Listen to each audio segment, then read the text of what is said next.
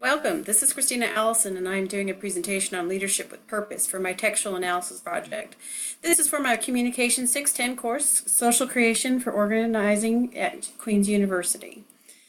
I chose to use the rhetorical analysis method presented by Sonia J. Koss's book, Rhetorical Criticism. I used a recent study done by the United Kingdom. The study aimed to shed light on the concept of purposeful leadership. I will be using this study as the basis of my text for analysis through the lens of communication leadership. My focus will be on leadership ethics and values. What is leadership and how do we get great leaders? For a few decades now, theorists have been looking into leadership and, more importantly, ethical leadership, especially with all the corruption in the last few decades. With examples such as savings and loans collapse, Enron, and the economic crisis in 2008 that were created by greedy and unethical leadership. There seems to be a lack of values and ethics in leadership, at least in the headline news. CIPD is a human resources organization in the United Kingdom, and they recently did a study on purposeful leadership. The study was conducted with 4 organizations in which they gathered quantitative data through the questionnaire survey of leaders and their followers. They also had focus groups and interviews with these organizations. I analyzed how ethics, values, and vision of leadership can play a critical role in employee engagement and organizational outcomes. Vision. In the study, they stated that visionary leaders are those who set an inspiring vision for their team and bring out the best in them. On its own, vision is morally neutral. It does not necessarily seek positive moral outcomes, but provides a clear and compelling direction to followers, on page 11. According to Peter Senge, a vision is truly shared when you and I have a similar picture and are committed to one another having, not just to each of us individually having it. When people truly share a vision, they are connected, bound together by a common aspiration, on page 192. So values. In the study by CIPD, it states, values such as fairness and integrity are broadly uniform across the case study organization and could be associated, for example, with individuals' personal ethics, religions, and values, page 14. According to Chris Lowney in his book, Heroic Leadership, there are 4 core values, and they are self-awareness, ingenuity, love, heroism, all done in a circular pattern, page 245. In the study done by CIPD, they looked specifically at ethics in an organizational context. One of the statements about ethics in the organization is to have a purpose be embedded within an organization. The vision needs to be translated into ethical values and behaviors and adopted by all employees, page 5.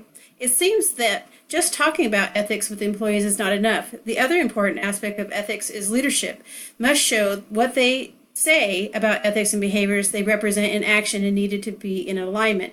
Ethics is by its very definition, are complex. Many people look to leaders to lead them when it comes to ethics. Ethical leaders are thought to be honest and trustworthy. Ethics and values are obviously closely linked, but they are key aspects of leadership. Through the lens of the communicating leadership, we see that purposeful leadership is to be the most effective with these times of great change. Transformational leadership is described in the book Organizational Communication, Balancing Creativity and Constraint by Eric Eisenberg, H.L. Goodall Jr., and Angela Trethewey as organizational change and transformation as essential tasks for effective leaders. It also says that, quote, this new type of leader is a positive change agent, one who seeks to lead the organization through an increasingly turbulent business environment through a strategic use of communication, unquote, page 273. This brings us to another aspect of leadership, personal mastery. In the study, it states that purposeful leadership is 3 important components: vision, moral self, and commitment to stakeholder. Page 11. According to Peter Senge in his book, The Fifth Discipline, quote, personal mastery is a phase we use for discipline of personal growth and leading and learning. People with levels of personal mastery are continually expanding their ability to create results if life they truly seek, page 131. The ability for leaders to learn more about themselves and what they truly value is essential to this type of leadership. Chris Lowney from his book Heroic Leadership states, the person who knows what he or she wants can pursue it energetically. No one becomes a great teacher, parent, violinist, or corporate executive by accident. Only those who know their weakness can deal with them and even hope to conquer them. Executives with careers stalled by poor self-confidence can resume an upward trajectory only by identifying and attacking their weakness. Those who have identified what moves them, wholehearted engagement, have little trouble staying motivated. So leaders need to have self-mastery in order to lead most effectively. This is the aspect of the moral self and is mentioned in the study. So why is this so important? In the study, it said that employees who are led by purposeful leaders experience high levels of job satisfaction and meaningful work. They are also more likely than those not led by a purposeful leader to go beyond the call of duty and less likely to say they are planning to leave the organization. Page 15. This is key to the future of organizations.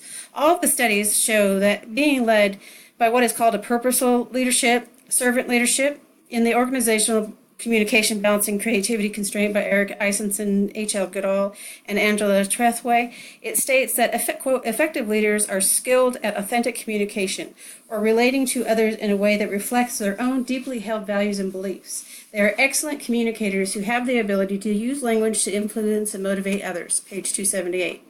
With the next generation being brought into organizations, they are looking for leaders. They will be looking for someone they can relate to, that has a vision and a purpose to what they are doing or creating. They are not going to work for the dominating bullies. We all need to be leaders that have vision, values, and ethics to live by. Here are my references. I hope you enjoyed my presentation.